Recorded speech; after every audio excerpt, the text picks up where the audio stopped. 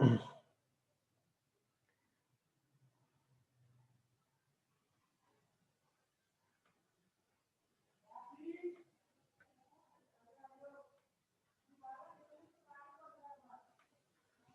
वालेकुम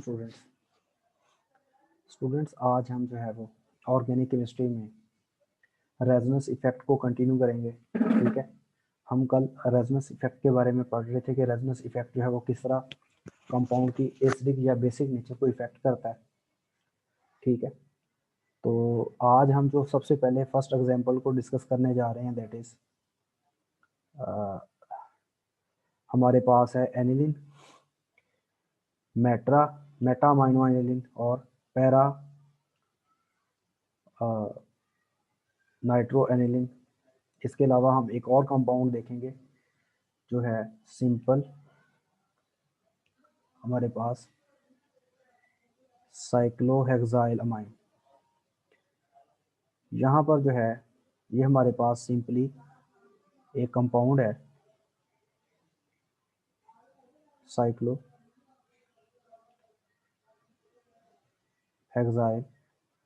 अमाइन। अब आप इस साइक्लोहेक्साइल अमाइन पे गौर करें तो नाइट्रोजन पे लोन पेयर है। अब जो स्पीशी में किसी एटम पे लोन पेयर होता है तो वो लोन पेयर जो है वो किसी भी प्रोटॉन को कैप्चर कर सकता है। तो और जो स्पीशी प्रोटॉन को कैप्चर कर सके तो बेस कहलाती है, according to the Lowry Bronsted concept. तो जो साइक्लोहेक्साइल अमाइन है, इसमें नाइट्रोजन का जो लोन पेयर है वो प्रोटॉन कैप्चर कर सकता है, इसलिए ये जो कंपाउंड है इसकी नेचर बेसिक है। अब नाइट्रोजन पे जो लोन पेयर है वो रेजोनेंस में नहीं है, मतलब यहाँ पर जो नाइट्रोजन है ये जिस कार्बन के साथ बाउंड है, यहाँ पर कोई अनहाइब्रिड पी ऑर्बिटल नहीं है। ठीक है, यहाँ पर कोई अनसैचुरेटेड सिस्टम नहीं है। तो ये जो है नाइट्रोजन का जो यहाँ पर लोन पेयर है ये इसी नाइट्रोजन पे रहेगा, वो डीलोकलाइज नहीं होगा। तो यहाँ पर जो नाइट्रोजन पे इलेक्ट्रॉन डेंसिटी होगी वो हाई होगी, और अगर इलेक्ट्रॉन डेंसिटी नाइट्रोजन पे हाई होगी तो ये जो नाइट्रोजन है वो इजीली इलेक्ट्रॉन पेयर को डोनेट कर सकती है। तो ये जो कंपाउंड है इसकी बेसिक नेचर जो है वो बड़ी स्ट्रॉन्गेस्ट है। इसकी जो पीके वैल्यू है वो 10.45 है। अब इसकी पीके वैल्यू जो है वो ज़्यादा है, इसका मतलब है कि ये हमारे पास जो है स्ट्रॉन्गेस्ट बेस है। हमने जितनी भी एग्जांपल्स अभी डिस्कस करनी है। अब आपके सामने ये वाला मॉलिक्यूल है एनिलीन। इसमें देखें कि जो NH2 ग्रुप है, अमाइनो ग्रुप, ये बेंजीन रिंग के साथ अटैच है। यहाँ पर आप देख सकते हैं कि जो NH2 ग्रुप है ये बेंजीन रिंग के साथ अटैच है, ये एनिलीन है। अब नाइट्रोजन का जो यहाँ पर लोन पेयर है ये रिंग में पाई बॉन्ड के साथ जो है वो कॉन्जुगेशन में आ सकता है, रेजोनेंस में आ सकता है। तो अगर ये वाला जो लोन पेयर है ये इन दोनों कार्बन और नाइट्रोजन के दरमियान जो है वो इधर शिफ्ट हो जाए ताकि पाई बॉन्ड बना सके ये, तो ये जो दोनों कार्बन हैं बेंजीन की, ये वाली और ये वाली, इनके पाई बॉन्ड के इलेक्ट्रॉन जो है वो इस कार्बन पे शिफ्ट हो जाएंगे। इससे क्या होगा, इससे नाइट्रोजन और कार्बन के दरमियान जो है डबल बॉन्ड आ जाएगा, क्योंकि नाइट्रोजन का लोन पेयर जो है वो इधर शिफ्ट हो गया था, यहाँ पर डबल बॉन्ड आ जाएगा। और नाइट्रोजन क्योंकि अपना इलेक्ट्रॉन पेयर जो है वो रिंग को डोनेट कर रही है, इसलिए यहाँ पर पॉजिटिव चार्ज आ जाएगा। और इन दोनों कार्बन के पाई बॉन्ड के इलेक्ट्रॉन जो है वो यहाँ शिफ्ट हो जाएंगे और यहाँ पर लोन पेयर और नेगेटिव चार्ज आ जाएगा। ये दो बॉन्ड जो है वो एज इट इज आ जाएंगे। अब ये वाला जो लोन पेयर है ये इन दोनों कार्बन पे अटैक करेगा ताकि यहाँ पर पाई बॉन्ड बना सके। तो ये वाला जो पाई बॉन्ड के इलेक्ट्रॉन होंगे वो इधर शिफ्ट हो जाएंगे। तो इससे हमारे पास जो है वो ये वाला स्ट्रक्चर आ जाएगा। जब ये वाला लोन पेयर इधर शिफ्ट होगा यहाँ पर पाई बॉन्ड बन जाएगा, और ये वाले पाई बॉन्ड के इलेक्ट्रॉन जो हैं वो इस कार्बन पे शिफ्ट हो जाएंगे, और इस कार्बन पे लोन पेयर और नेगेटिव चार्ज आ जाएगा। ये बॉन्ड जो है एज इट इज़ है, और यहाँ पर नाइट्रोजन का कार्बन के साथ जो है डबल बॉन्ड है। इस तरह अगर आप यहाँ पर देखें फर्दर, ये वाला जो लोन पेयर है इसके इलेक्ट्रॉन अगर इधर शिफ्ट हो तो ये वाले पाई बॉन्ड के इलेक्ट्रॉन जो है वो यहाँ शिफ्ट हो जाएंगे। इससे क्या होएगा, इससे जो है इस वाली कार्बन पे लोन पेयर और नेगेटिव चार्ज आ जाएगा। नाइट्रोजन और कार्बन के दरमियान जो है डबल बॉन्ड है, नाइट्रोजन के साथ 2 हाइड्रोजन है और नाइट्रोजन पे पॉजिटिव चार्ज है। एक यहाँ डबल बॉन्ड है और एक इस पोजीशन पे डबल बॉन्ड आ चुका है। अब ये वाला कार्बन का जो लोन पेयर है वो अगर यहाँ पर अटैक करे तो पाई बॉन्ड के इलेक्ट्रॉन जो है दोबारा किस पे शिफ्ट हो जाएंगे, नाइट्रोजन पे, और नाइट्रोजन जो है वो दोबारा लोन पेयर गेन कर लेगी और उसका पॉजिटिव चार्ज जो है न्यूट्रलाइज हो जाएगा। अब यहाँ NH2 है, नाइट्रोजन पे दोबारा लोन पेयर आ गया। अब एक यहाँ डबल बॉन्ड है, एक यहाँ डबल बॉन्ड है और एक यहाँ पर जो है डबल बॉन्ड है। अब आप यहाँ पर देखें जो एनिलीन में नाइट्रोजन पे जो लोन पेयर था, नाइट्रोजन पे लोन पेयर वो रिंग के साथ रेजोनेट कर रहा है, तो नाइट्रोजन पे इलेक्ट्रॉन अवेलेबिलिटी जो है वो डिक्रीज हो रही है। जब नाइट्रोजन पे इलेक्ट्रॉन अवेलेबिलिटी डिक्रीज होगी तो जाहिर बात है इस नाइट्रोजन की किसी प्रोटॉन को कैप्चर करने की एबिलिटी डिक्रीज हो जाएगी, यानी इसकी बेसिक करैक्टर जो है वो कम हो जाएगा। अब आप यहाँ पर देखें साइक्लोहेक्साइलमाइन में नाइट्रोजन का जो लोन पेयर था वो रिंग के साथ रेजोनेंस नहीं कर रहा था, नाइट्रोजन पे इलेक्ट्रॉन अवेलेबिलिटी जो थी वो हाई थी, तो इसकी जो बेसिक नेचर थी वो सबसे ज़्यादा थी। लेकिन एनिलीन में आप देखें नाइट्रोजन का जो लोन पेयर है वो रिंग के साथ रेजोनेट कर रहा है, तो यहाँ पर नाइट्रोजन पे लोन पेयर जो है उसकी अवेलेबिलिटी या उसकी जो इलेक्ट्रॉन की लोन पेयर के इलेक्ट्रॉन जो है उनका कंसंट्रेशन जो है, जो उनकी डेंसिटी डिक्रीज हो रही है, तो इसकी बेसिक करैक्टर जो है वो कम हो रहा है, इसलिए इसकी पीके वैल्यू जो है वो कितनी है 4.60 है, यानी पीके वैल्यू जो है वो 10.45 से डिक्रीज होकर कितनी होगी 4.60। ठीक है, अब इसकी पीके वैल्यू जो है वो कम होने का मतलब ये है, अगर पीके वैल्यू ज़्यादा हो इसका मतलब स्ट्रॉन्ग बेस है, अगर पीके वैल्यू कम हो जाए तो इसका मतलब क्या है, वीक बेस है। अगर हम अब इस पैरा नाइट्रो एनिलीन की बात करें तो पैरा नाइट्रो एनिलीन में भी रेजोनेंस पॉसिबल है।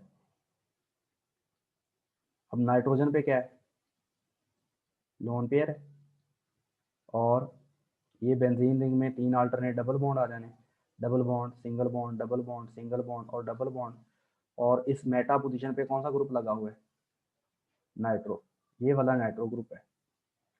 ठीक है, और इस नाइट्रोजन पे नाइट्रो की नाइट्रोजन पे है पॉजिटिव चार्ज। अब अगर यहाँ पर देखें, यहाँ पर ये जो नाइट्रो ग्रुप है ना ये इलेक्ट्रॉन को विड्रॉ कर रहा है, ये दो तरह से इलेक्ट्रॉन को विड्रॉ करेगा, एक बाय इंडक्टिव इफेक्ट और एक बाय रेजोनेंस। अब ये वाला जो नाइट्रोजन है इसका लोन पेयर जो है वो यहाँ पर अटैक करेगा, ये वाले जो पाई पाई कार्बन कार्बन के दरमियान पाई बॉन्ड के इलेक्ट्रॉन है वो इन दोनों कार्बन के दरमियान शिफ्ट होंगे, ये वाला जो पाई बॉन्ड होगा ये इधर आ जाएगा और नाइट्रोजन का और ऑक्सीजन के दरमियान जो पाई बॉन्ड का इलेक्ट्रॉन है वो ऑक्सीजन पे शिफ्ट हो जाएंगे और इससे हमारे पास जो है ये वाला स्ट्रक्चर इस स्ट्रक्चर में कन्वर्ट हो जाएगा। नाइट्रोजन और कार्बन के दरमियान जो है डबल बॉन्ड आ गया, यहाँ पर पॉजिटिव चार्ज आ गया, ये वाले पाई बॉन्ड के इलेक्ट्रॉन इधर शिफ्ट हो गए, यहाँ पर पाई बॉन्ड आ गया, यहाँ पर भी पाई बॉन्ड है, और ये जो या इन दोनों पोजीशन के दरमियान जो पाई बॉन्ड के इलेक्ट्रॉन थे वो कार्बन और नाइट्रोजन के दरमियान शिफ्ट हो गए, नाइट्रोजन पे पॉजिटिव चार्ज है और नाइट्रोजन और ऑक्सीजन वाले पाई बॉन्ड के इलेक्ट्रॉन जो है वो ऑक्सीजन पे शिफ्ट होकर ऑक्सीजन पे नेगेटिव चार्ज है, इस ऑक्सीजन पे पहले ही नेगेटिव चार्ज था। अब यहाँ पर आप देखें ये वाला जो नाइट्रो ग्रुप है ये थ्रू रेजोनेंस इस नाइट्रोजन से इलेक्ट्रॉन विड्रॉ कर रहा है, ये वाला जो नाइट्रो ग्रुप है एक तो इलेक्ट्रॉन विड्रॉ करेगा थ्रू रेजोनेंस, जिस तरह मैंने ये वाला रेजोनेंस स्ट्रक्चर ड्रॉ किया, एक थ्रू इंडक्टिव इफेक्ट जो है वो ये इलेक्ट्रॉन विड्रॉ करेगा। यानी यहाँ पर इसमें एनिलीन में ये था कि ये बेंजीन रिंग के अंदर जो है वो इलेक्ट्रॉन डीलोकलाइज थे, नाइट्रोजन से इलेक्ट्रॉन बेंजीन रिंग में डीलोकलाइज थे, लेकिन यहाँ पर क्या है, यहाँ पर जो नाइट्रोजन के अमाइनो ग्रुप की नाइट्रोजन के जो लोन पेयर के इलेक्ट्रॉन है वो एक तो रिंग के साथ डिलोकलाइज हैं, और रिंग के अलावा जो है ये जो नाइट्रो ग्रुप है ये भी इलेक्ट्रॉन्स को विड्रॉ कर रहा है। तो यहाँ पर इलेक्ट्रॉन अवेलेबिलिटी जो है वो मजीद डिक्रीज हो जाएगी। जब यहाँ पर नाइट्रोजन के ऊपर मजीद इलेक्ट्रॉन अवेलेबिलिटी डिक्रीज होगी तो इसका जो बेसिक करैक्टर होगा वो मजीद डिक्रीज हो जाएगा। अब इसका आप देखें पी के वैल्यू 1.11 है, तो इसकी पी के वैल्यू जो है मजीद कम होगी, इसका मतलब इसकी जो बेसिक करैक्टर है वो मजीद डिक्रीज हो गया। अगर आप जो है वो इसमें देखें मेटा नाइट्रो एनिलीन में, मेटा नाइट्रो एनिलीन का हम यहाँ ड्रॉ करके देख लेते हैं। तो यहाँ पर आप देख सकते हैं, मिसाल के तौर पर हम यहाँ पर नाइट्रो ग्रुप जो है वो ड्रॉ कर लेते हैं, ठीक है। और यहाँ पर नाइट्रोजन पे कौन सा चार्ज है, पॉजिटिव है। यहाँ पर कौन सा ग्रुप लगा हुआ है, NH2, और नाइट्रोजन पे कौन सा पेयर है, लोन पेयर है। और यहाँ पर पाई बॉन्ड है, यहाँ पर पाई बॉन्ड है, और यहाँ पर पाई बॉन्ड है। अब अगर ये वाले जो लोन पेयर के इलेक्ट्रॉन है ये इधर आते हैं तो ये वाले पाई बॉन्ड के इलेक्ट्रॉन इधर शिफ्ट हो जाएंगे, ये वाले पाई बॉन्ड के इलेक्ट्रॉन इधर शिफ्ट हो जाएंगे, और ये वाले पाई बॉन्ड के इलेक्ट्रॉन जो हैं वो यहाँ शिफ्ट हो जाएंगे। यानी कि ये जो नाइट्रो ग्रुप है ना, मेटा पोजीशन पे याद रखना है नाइट्रो ग्रुप रेजोनेंस में इन्वॉल्व नहीं होता। अगर नाइट्रो ग्रुप मेटा पोजीशन पे लगा हो या कोई भी ग्रुप इलेक्ट्रॉन डोनेटिंग हो या इलेक्ट्रॉन विड्रॉइंग हो, अगर वो मेटा पोजीशन पे लगा हो तो वो ना तो इलेक्ट्रॉन को एक्सेप्ट करता है ना इलेक्ट्रॉन को डोनेट कर सकता है। तो यहाँ पर नाइट्रो ग्रुप जो है वो ना ही इलेक्ट्रॉन को डोनेट करेगा ना ही इलेक्ट्रॉन को विड्रॉ करेगा। अब इसका मतलब ये है कि ये सिर्फ और सिर्फ इंडक्टिव इफेक्ट के थ्रू इलेक्ट्रॉन विड्रॉ कर सकता है। इलेक्ट्रॉन विड्रॉ कर सकता है सिर्फ कौन से इफेक्ट के through, through the inductive effect. Inductive effect जो है ऐसा इफेक्ट होता है जो थ्रू सिग्मा बॉन्ड ऑपरेट करता है। ये जो नाइट्रो ग्रुप है इलेक्ट्रॉन विड्रॉइंग ग्रुप है थ्रू इंडक्टिव इफेक्ट, ठीक है। तो यहाँ पर ये नाइट्रोजन पे इलेक्ट्रॉन अवेलेबिलिटी को क्या कर देगा, डिक्रीज कर देगा, लेकिन थ्रू रेजोनेंस नहीं कर सकता, ठीक है। तो इसलिए इसका मतलब ये है कि यहाँ पर जो है इसकी जो पीके वैल्यू है वो 2.47 है। अब इसकी जो पीके वैल्यू है वो इसकी पीके वैल्यू के मुकाबले में meta sorry para nitro aniline की पीके वैल्यू के मुकाबले में लार्जर है। पैरा नाइट्रो एनिलिन में क्या था, पैरा नाइट्रो एनिलिन में ये वाला जो नाइट्रो ग्रुप है ये इंडक्टिव इफेक्ट के थ्रू भी इलेक्ट्रॉन विड्रॉ कर रहा है और थ्रू रेजोनेंस भी इलेक्ट्रॉन विड्रॉ कर रहा है। तो यहाँ पर नाइट्रोजन पे इलेक्ट्रॉन अवेलेबिलिटी जो है बहुत ज़्यादा डिक्रीज हो रही है। लेकिन यहाँ पर जो नाइट्रो ग्रुप है वो सिर्फ और सिर्फ इंडक्टिव इफेक्ट के थ्रू तो इलेक्ट्रॉन विड्रॉ कर रहा है, इंडक्टिव इफेक्ट के थ्रू, लेकिन जो रेजोनेंस इफेक्ट के थ्रू इलेक्ट्रॉन विड्रॉ नहीं कर रहा है। इसलिए इसके मुकाबले में ये वाला जो है कंपाउंड ये मोर बेसिक है, ठीक है। अगर आपको इसके बारे में कोई कंफ्यूजन हो तो आप अब भी पूछ सकते हैं। क्या आप लोगों को समझ आ गई है या नहीं आई समझ, तो काइंडली आप लोग इसके बारे में जो है वो इन्फॉर्म कर दें।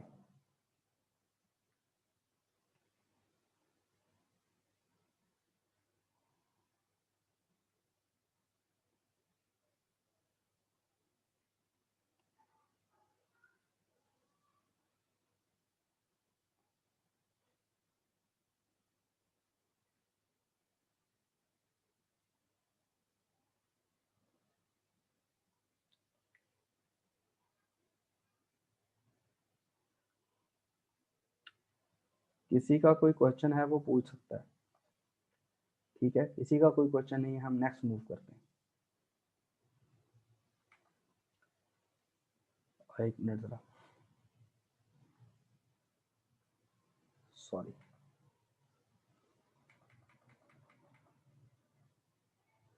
अब आपके पास एक कंपाउंड आपको नज़र आ रहा है थैलामाइड, ठीक है। ये हमारे पास थैलामाइड है।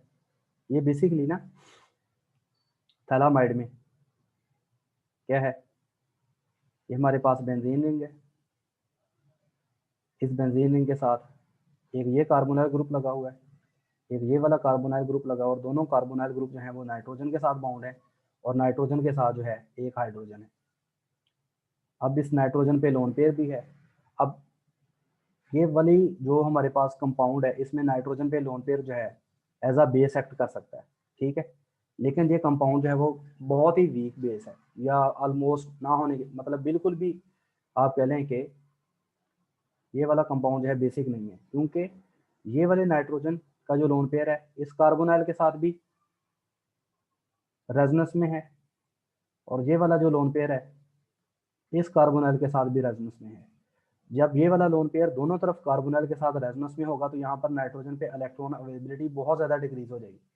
जब नाइट्रोजन पे इलेक्ट्रॉन अवेलेबिलिटी बहुत ज़्यादा डिक्रीज हो जाएगी तो ये बेसिक करेक्टर नहीं रखेगा। हाँ, इस कंपाउंड का एसिडी करेक्टर जरूर है। अब ये वाला जो कार्बोनाइल ग्रुप है ये अपनी तरफ इलेक्ट्रॉन्स को विड्रॉ कर रहा है, ये वाला कार्बोनाइल ग्रुप ये इलेक्ट्रॉन को अपनी तरफ विड्रॉ कर रहा है, जिस वजह से नाइट्रोजन पे आ रहा है पार्शियल पॉजिटिव चार्ज, और नाइट्रोजन जो है वो अपने पार्शियल पॉजिटिव चार्ज को न्यूट्रलाइज करने के लिए इलेक्ट्रॉन्स आगे विड्रॉ कर रही है हाइड्रोजन से, तो हाइड्रोजन पे आ रहा है पार्शियल पॉजिटिव चार्ज। यानी कि ये जो कार्बोनाइल ग्रुप्स हैं ये इस हाइड्रोजन को पार्शियली पॉजिटिव करेक्टर दे रहे हैं। अब ये वाला हाइड्रोजन जो है वो इस वजह से एसिडिक है। अगर हम इसका बेस के साथ रिएक्शन करवाएं, यानी अगर हम इसका रिएक्शन करवाएं KOH के साथ, तो OH ग्रुप जो होगा वो यहाँ से हाइड्रोजन विड्रॉ कर लेगा, यानी OH लेके किस में कन्वर्ट हो जाएगा, वाटर में। वाटर यहाँ से रिलीज हो जाएगा और हाइड्रोजन आयन को पोटाशियम आयन जो है वो रिप्लेस कर देगा। इससे हमारे पास जो है वो ये वाला साल्ट बन जाएगा। अब ये वाला जो साल्ट है, अब इसमें देखें पोटाशियम आयन जो है नाइट्रोजन से लगा हुआ है, क्योंकि नाइट्रोजन पे कौन सा चार्ज है, नेगेटिव, क्योंकि नाइट्रोजन ने ये वाला हाइड्रोजन लूज किया है। अब मैंने आपको बताया कि ये वाला जो नाइट्रोजन है अपना लोन पेयर जो है इस ऑक्सीजन के साथ भी रेजोनेट कर सकता है। अगर ये वाला जो नाइट्रोजन अपना लोन पेयर इस ऑक्सीजन के साथ रेजोनेट करता है, तो अगर ये वाली ऑक्सीजन जो है यहाँ पर पाई बॉन्ड के इलेक्ट्रॉन आ जाते हैं, और नाइट्रोजन इस वाली कार्बन के साथ जो है कार्बोनाइल कार्बन के साथ डबल बॉन्ड बना लेती है, तो जाहिर बात है पोटाशियम में इस ऑक्सीजन के साथ लग जाना है। ये ऐसे होता है कि अगर नाइट्रोजन अपना जो लोन पेयर है इधर रेजोनेट करती है, यानी पाई बॉन्ड के इलेक्ट्रॉन, ये वाले पाई बॉन्ड के इलेक्ट्रॉन इस ऑक्सीजन पे आते हैं, इस ऑक्सीजन पे नेगेटिव चार्ज आ जाएगा, और पोटाशियम आयन जो है वो इस ऑक्सीजन के साथ लग जाएगा, और ये वाली कार्बन और नाइट्रोजन के दरमियान जो है वो डबल बॉन्ड आ जाएगा, क्योंकि ये वाली नाइट्रोजन ने अपना लोन पेयर जो है इस कार्बोनिल कार्बन के साथ शेयर किया है। तो ये वाला जो हमारे पास थैलामाइड है इसमें नाइट्रोजन पे लोन पेयर होने के बावजूद ये कंपाउंड बेसिक नहीं है, बल्कि ये वाला कंपाउंड जो है वो एसिडिक नेचर का है। ठीक है, तो इसके अलावा बेटा ये तो था effect of resonance on hydrogen bonding. अब हम देखते हैं periodic table correlation on the acidic and basic strength of the compounds.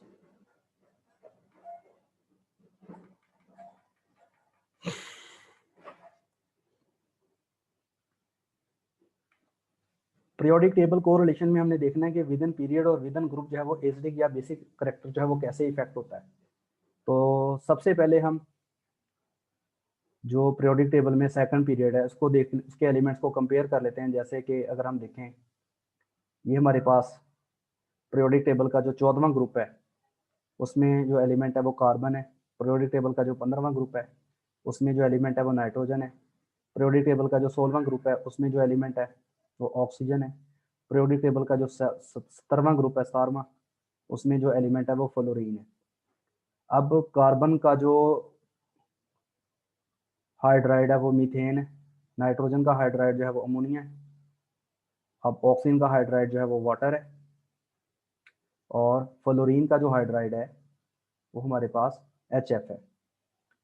अब आप देखें यहाँ पर एक एलिमेंट तो हाइड्रोजन है, यानी इन तमाम में एक एलिमेंट जो है वो हाइड्रोजन है। दूसरा एलिमेंट जो है वो डिफर कर रहा है, यहाँ पर दूसरा एलिमेंट जो है कार्बन है, यहाँ पर नाइट्रोजन है, यहाँ पर ऑक्सीजन है, और यहाँ पर फ्लोरीन है। अगर आप कार्बन और हाइड्रोजन में देखें, कार्बन और हाइड्रोजन में इलेक्ट्रॉन एक्टिविटी का इतना ज़्यादा कोई डिफरेंस नहीं है। कार्बन की इलेक्ट्रॉन एक्टिविटी 2.5 है, हाइड्रोजन की इलेक्ट्रॉन एक्टिविटी 2.1 है। अब ये वाला जो बॉन्ड है ना ऑलमोस्ट नॉन पोलर है। जब ये वाला बॉन्ड ऑलमोस्ट नॉन पोलर होगा तो हाइड्रोजन पे पार्शियल पॉजिटिव चार्ज और कार्बन पे पार्शियल नेगेटिव चार्ज नहीं होगा। जब हाइड्रोजन पे पार्शियल पॉजिटिव चार्ज ही नहीं है तो ये फिर H पॉजिटिव आयन को लूज नहीं कर सकती, यानी ये हमारे पास जो है वो सबसे वीक एसिड है। अगर हम अमोनिया में बात करें, अमोनिया में नाइट्रोजन और हाइड्रोजन वाला जो बॉन्ड है ये पोलर है। नाइट्रोजन पे है पार्शियल नेगेटिव चार्ज, हाइड्रोजन पे है पार्शियल पॉजिटिव चार्ज। ठीक है, तो जब नाइट्रोजन पे पार्शियल नेगेटिव चार्ज होगा, हाइड्रोजन पे पार्शियल पॉजिटिव चार्ज होगा। अब यहाँ पर जो है H पॉजिटिव करेक्टर आ गया, तो ये वाला जो कंपाउंड है अमोनिया वाला, ये हाइड्रोजन आयन लूज कर सकता है, इसकी कुछ एसिडिक नेचर है। ठीक है, तो अगर हम कंपेयर करें तो ऑलमोस्ट जो है वो, मेरा जहाँ तक ख्याल है, इसकी जो पीके वैल्यू बनती है वो तकरीबन 48 के या 50 के राउंड अबाउट है। इसकी जो है वो तकरीबन 35 के राउंड अबाउट है, मुझे एग्जैक्ट याद नहीं है, लेकिन इस रेंज में आती हैं। अब अमोनिया की पीके वैल्यू जो है वो लो है, इसका मतलब ये स्ट्रॉन्ग एसिड है as compared to methane. Methane में तो बिल्कुल ही करेक्टर नॉन पोलर था, अमोनिया में कुछ हद तक पोलर है, क्योंकि नाइट्रोजन की इलेक्ट्रोनेगेटिविटी 3.0, हाइड्रोजन की 2.1 है। यहाँ पर जो डिफरेंस आ रहा है वो 0.9 का डिफरेंस है। ठीक है, इसलिए यहाँ पर क्योंकि हाइड्रोजन पे पार्शियल पॉजिटिव करेक्टर आ रहा है, तो ये H पॉजिटिव आयन को लूज कुछ कर सकती है। अब अगर आप ऑक्सीजन में देखें, सॉरी वाटर में, ऑक्सीजन हाइड्रोजन जो बॉन्ड है वाटर में, वो क्या है जी, अब ऑक्सीजन पे है पार्शियल नेगेटिव चार्ज, हाइड्रोजन पे है पार्शियल पॉजिटिव चार्ज। अब ऑक्सीजन की पता है इलेक्ट्रोनेगेटिविटी कितनी है, दैट इज 3.5, और हाइड्रोजन की कितनी है 2.1। अब यहाँ पर जो इलेक्ट्रोनेगेटिविटी का डिफरेंस है वो 1.4 का है। अब हाइड्रोजन पे जो पार्शियल पॉजिटिव चार्ज है वो वाटर में ज़्यादा है, अमोनिया में हाइड्रोजन पे पार्शियल पॉजिटिव चार्ज कम था, क्योंकि ये जो ऑक्सीजन है ये नाइट्रोजन के मुकाबले में ज़्यादा इलेक्ट्रोनेगेटिव है। तो यहाँ पर जब हाइड्रोजन पे पार्शियल पॉजिटिव करेक्टर ज़्यादा होगा, ज़्यादा स्ट्रॉन्ग पोलर नेचर होने की वजह से, तो ये ज़्यादा पॉसिबली हाइड्रोजन आयन लूज कर सकती है। इसकी जो पीके वैल्यू है वो और कम है, इसकी जो वाटर की तकरीबन पीके वैल्यू है वो ऑलमोस्ट जो है वो 15 या 16 के राउंड अबाउट है। अगर आप HF की बात करें तो HF जो है वो यहाँ पर फ्लोरीन जो है वो सबसे स्ट्रॉन्ग इलेक्ट्रोनेगेटिव है। जब सबसे स्ट्रॉन्ग इलेक्ट्रोनेगेटिव फ्लोरीन होगी तो इस पर पार्शियल नेगेटिव चार्ज है वो सबसे हाई होगा, और हाइड्रोजन पे पार्शियल पॉजिटिव चार्ज जो है सबसे हाई होगा। यहाँ पर जो हाइड्रोजन होगा उस पर क्योंकि पार्शियल पॉजिटिव चार्ज सबसे ज़्यादा है, क्योंकि ये वाला जो बॉन्ड है सबसे ज़्यादा पोलर है, तो इसलिए इसकी जो पीके वैल्यू है वो सबसे कम है। इसकी पीके वैल्यू जो है उन्होंने दी हुई है वो हमारे पास 3.2 दी हुई है, यानी इसकी पीके वैल्यू जो है वो 3.2 है। यानी इसका मतलब ये है कि लेफ्ट टू राइट जो है विद इन पीरियड एस्टिक जो स्ट्रेंथ है, एस्टिक स्ट्रेंथ वो इंक्रीज करती है। अब left to right acidic strength किस तरह इंक्रीज करती है, क्योंकि जब हम लेफ्ट टू राइट मूव करते हैं तो जो एटम की इलेक्ट्रोनेगेटिविटी है, हाइड्रोजन के साथ जुड़े हुए एटम की इलेक्ट्रोनेगेटिविटी बढ़ती जाती है। जब उसकी इलेक्ट्रोनेगेटिविटी बढ़ती जाएगी उस पर पार्शियल नेगेटिव चार्ज जो है वो इंक्रीज होता जाएगा, और हाइड्रोजन पे पार्शियल पॉजिटिव चार्ज इंक्रीज होता जाएगा। जब हाइड्रोजन पे पार्शियल पॉजिटिव चार्ज इंक्रीज होगा तो H पॉजिटिव आयन का लूज होना आसान होता जाएगा। अब ये हमारे पास जो है वो वीकेस्ट एसिड है, और ये हमारे पास जो है वो स्ट्रॉन्गेस्ट एसिड है। और आपने पढ़ा हुआ है कि जो वीकेस्ट एसिड होता है उसकी जो कॉन्जुगेट बेस होती है वो स्ट्रॉन्ग होती है। इसकी कॉन्जुगेट बेस क्या होगी, अगर हम मीथेन से एक हाइड्रोजन आयन लूज करवा दें H पॉजिटिव आयन, तो पीछे बचता है मिथाइल एनाइन। मिथाइल एनाइन जो है वो स्ट्रॉन्गेस्ट बेस है, स्ट्रॉन्गेस्ट बेस है। उसके बाद जो है अमाइडाइन, और उसके बाद जो है हाइड्रोक्साइड आयन, और सबसे लीस्ट जो बेसिक है that is fluoride ion, least basic. ये वाला वीकेस्ट एसिड था, इसका जो कॉन्जुगेट बेस है वो स्ट्रॉन्गेस्ट है, स्ट्रॉन्गेस्ट है। और ये वाला हमारे पास जो है स्ट्रॉन्गेस्ट एसिड है विद इन दीज, और इसका जो कॉन्जुगेट बेस है वो हमारे पास वीकेस्ट है।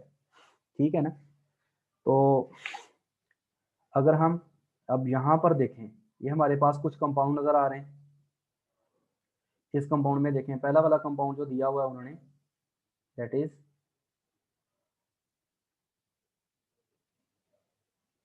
Carboxylic acid. दूसरे वाला दिया हुआ है हमारे पास अमाइड, और ये तीसरे वाला दिया हुआ है हमारे पास कीटोन। यहाँ पर जो है वो हाइड्रोजन किसके साथ बाउंड है, ऑक्सीजन के साथ। यहाँ पर हाइड्रोजन जो है ये वाला नाइट्रोजन के साथ बाउंड है, और यहाँ पर जो हाइड्रोजन है वो कार्बन के साथ बाउंड है। अब कार्बन की इस हाइड्रोजन से इलेक्ट्रॉन को अपनी तरफ विड्रॉ करने की एबिलिटी कार्बन की वो कम है, ठीक है। यहाँ पर ये वाला पार्ट सब में सेम है, यहाँ पर भी हमारे पास है ये ग्रुप लगा हुआ है, ये वाला ग्रुप ये तमाम में है। अब बात आ जाती है नाइट्रोजन की, ऑक्सीजन की और कार्बन की। कार्बन की क्योंकि इस हाइड्रोजन से इलेक्ट्रॉन विड्रॉ करने की एबिलिटी कम है, इसलिए ये वाला जो कंपाउंड है ये हमारे पास वीकेस्ट एसिड है, क्योंकि यहाँ पर H पॉजिटिव करैक्टर जो है वो सबसे कम है इस हाइड्रोजन पे। यहाँ पर नाइट्रोजन जो है वो क्योंकि ज़्यादा इलेक्ट्रोनेगेटिव है एज कम्पेयर टू कार्बन, जब नाइट्रोजन ज़्यादा अपनी तरफ इलेक्ट्रॉन विड्रॉ करेगी तो इस हाइड्रोजन पे पार्शियल पॉजिटिव चार्ज जो है वो आ जाएगा, और ये वाला कंपाउंड जो है वो पहले वाले से कुछ बेहतर एसिड है। और ये जो कार्बोक्सिलिक एसिड है ये सबसे स्ट्रॉन्ग एसिड है इनमें। उसकी वजह क्या है, उसकी वजह ये है क्योंकि ये वाला जो हाइड्रोजन है ये किसके साथ जुड़ा हुआ है, ऑक्सीजन के साथ।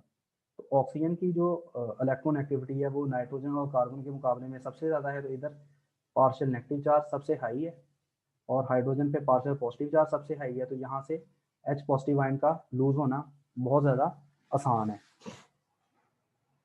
आई होप सो आप लोगों को क्लियर हो गया होगा इसके बारे में।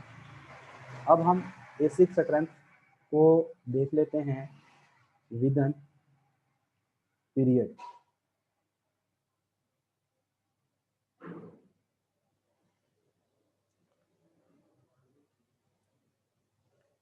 सॉरी, अब हमने अभी तो जो स्ट्रेंथ है उसको विद एन पीरियड देखा, अब हम देखते हैं विद एन ग्रुप। दरअसल ना इसमें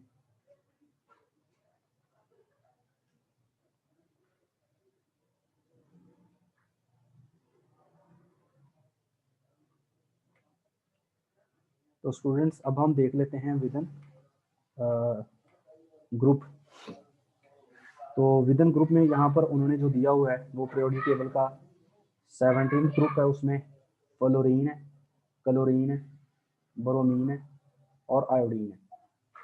फ्लोरीन का जो एसिड है वो HF है, क्लोरीन का एसिड HCl है, ब्रोमीन का एसिड HBr है, और आयोडीन का एसिड जो है वो HI है। उन्होंने साथ इसकी पीके वैल्यू भी दी है, HI की उन्होंने पीके वैल्यू दी है -10, और HBr की दी है -9, HCl की दी है -7, और HF की दी है 3.2। ये इनकी दी हुई है pKa वैल्यूज। अब यहाँ पर देखें इसकी पीके वैल्यू जो है सबसे लोएस्ट है, तो ये सबसे स्ट्रॉन्ग एसिड है, और HF की पीके वैल्यू जो है सबसे ज़्यादा है, तो विद इन ग्रुप ये हमारे पास जो है वो वीकेस्ट एसिड है। तो हम ये कह सकते हैं कि ऊपर से नीचे जो है एसिडिक स्ट्रेंथ जो है वो इंक्रीज करती है। अब इसकी क्या वजह है स्टूडेंट्स, इसकी वजह ये है कि जब HF जो है हाइड्रोजन आयन को लूज करेगा तो बनेगा फ्लोराइड आयन। अगर हम HI में देखें, HI जो है जब हाइड्रोजन आयन लूज करेगा, प्रोटॉन लूज करेगा, तो बनेगा आयोडाइड आयन। अब आपको पता है कि फ्लोराइड आयन के भी वैलेंस शेल में 8 इलेक्ट्रॉन है। अगर हम फ्लोराइड आयन का बनाएं तो फ्लोराइड आयन का अगर हम ये कहते हैं कि ये उसका वैलेंस शेल है, आउटर मोस्ट शेल है, तो इसके वैलेंस शेल में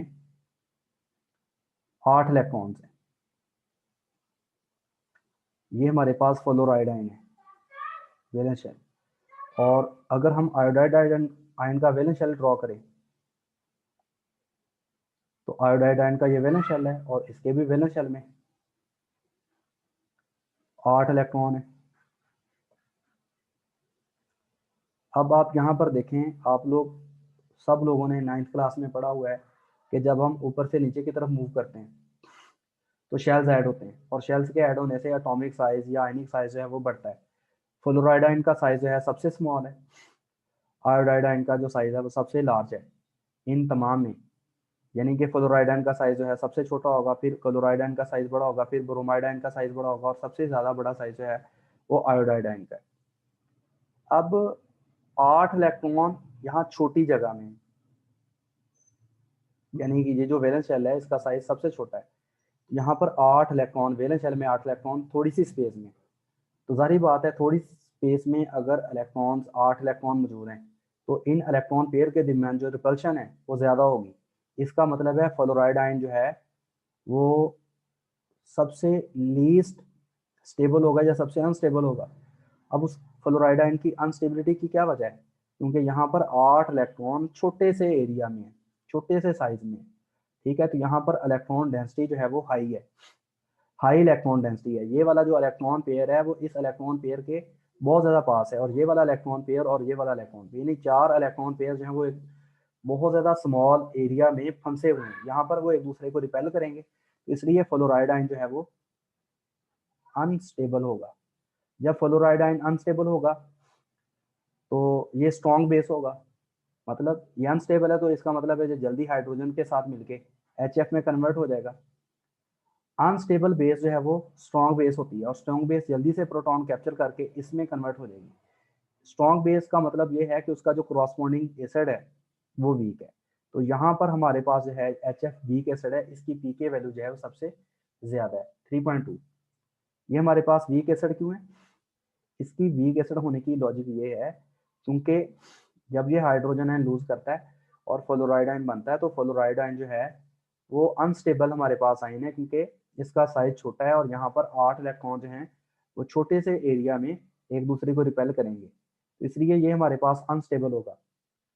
और ये अनस्टेबल जो है फौरन ये H पॉजिटिव के साथ मिलके HF की फॉर्म में रहना पसंद करेगा, इस फ्लोराइड आयन की फॉर्म में रहना पसंद नहीं करेगा। लेकिन अगर हम इसके बरक्स HI में देखें तो HI में क्या है, जो HI है हाइड्रोजन आयोडाइड, जब ये हाइड्रोजन लूज करेगा तो आयोडाइड आयन बनेगा। अब आयोडाइड आयन के भी वैलेंस शेल में 8 इलेक्ट्रॉन ही है, लेकिन इसका जो शेल है वो बहुत बड़ा है, वैलेंस शेल इसका साइज बहुत बड़ा है। जब इसका साइज बड़ा होगा तो ये वाला इलेक्ट्रॉन पेयर इस वाले इलेक्ट्रॉन पेयर से बहुत ज़्यादा फासले पे होगा, और ये वाला इलेक्ट्रॉन पेयर इस वाले इलेक्ट्रॉन पेयर से, यानी इन इलेक्ट्रॉन्स पेयर के दरमियान जो है फासला वो बहुत ज़्यादा होगा। ये इलेक्ट्रॉन पेयर एक दूसरे को इतना ज़्यादा रिपेल नहीं करेंगे। तो जब ये एक दूसरे को ज़्यादा रिपेल नहीं करेंगे तो इट मीन्स कि ये हमारे पास जो आयोडाइड आयन है ये हमारे पास स्टेबल आयन है, ठीक है। जब हमारे पास ये वाला आयन स्टेबल होगा क्योंकि इसमें इलेक्ट्रॉन पेयर एक दूसरे को रिपेल नहीं कर रहे, तो इसकी प्रोटॉन के साथ रिएक्ट करने की एबिलिटी कम होगी। जब इसकी प्रोटॉन के साथ रिएक्ट करने की एबिलिटी कम होगी तो इसका मतलब है ये वीक एसिड है, सॉरी वीक बेस है। और वीक बेस का मतलब ये है कि इसका जो क्रॉसबॉन्डिंग कॉन्जुगेट एसिड है वो स्ट्रॉन्ग होगा। तो ये बार हमारे पास स्ट्रॉन्ग एसिड है, और ये हमारे पास जो है वो HF जो है वो वीक एसिड है।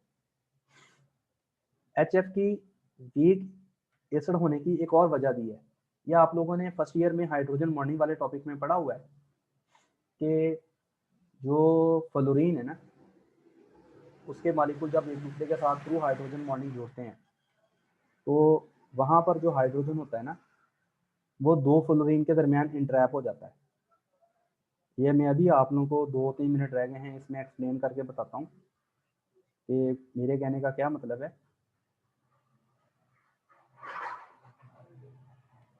यहाँ पर आप देखो ये हमारे पास एक HF है, ये हमारे पास दूसरा HF है। अब यहाँ पर जो है हमारे पास जो HF है इसमें फ्लोरीन पे पार्शियल नेगेटिव चार्ज, हाइड्रोजन पे पार्शियल पॉजिटिव चार्ज है। अब यहाँ पर हाइड्रोजन पे पार्शियल पॉजिटिव, फ्लोरीन पे पार्शियल नेगेटिव चार्ज है। अब ये वाला जो हाइड्रोजन है ये इस फ्लोरीन को अपनी तरफ अट्रैक्ट करेगा, ये हमारे पास अट्रैक्शन जो है उसको हम कहते हैं हाइड्रोजन बॉन्डिंग। अब ये वाली जो हाइड्रोजन बॉन्डिंग है इस वजह से क्या होगा, यहाँ पर हाइड्रोजन जो है वो एक फ्लोरीन के साथ जुड़ा हुआ है थ्रू कोवलेंट बॉन्ड, एक जुड़ा हुआ है थ्रू हाइड्रोजन बॉन्ड। अब ये जो हाइड्रोजन है 2 फ्लोरीन के दरमियान इंटरैप हुआ है, यानी इस फ्लोरीन के साथ थ्रू कोवलेंट बॉन्ड और इस फ्लोरीन के साथ नेबरिंग मॉलिक्यूल की फ्लोरीन के साथ थ्रू हाइड्रोजन बॉन्ड। तो यहाँ से HF में से हाइड्रोजन का रिलीज होना वो डिफिकल्ट होगा। तो इसका मतलब ये है कि ये हमारे पास जो है वो वीक एसिड है। लेकिन अगर हम HI की बात करें एक H है, यहाँ पर दूसरा H है।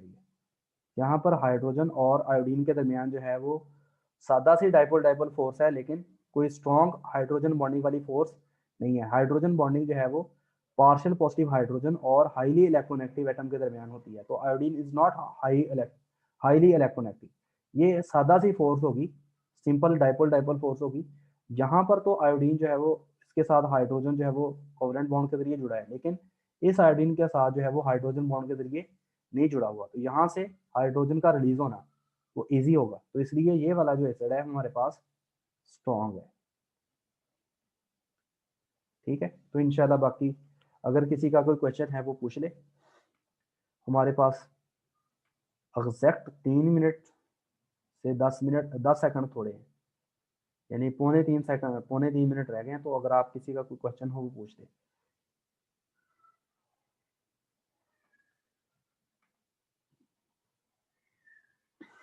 जी बेटा। अजहर,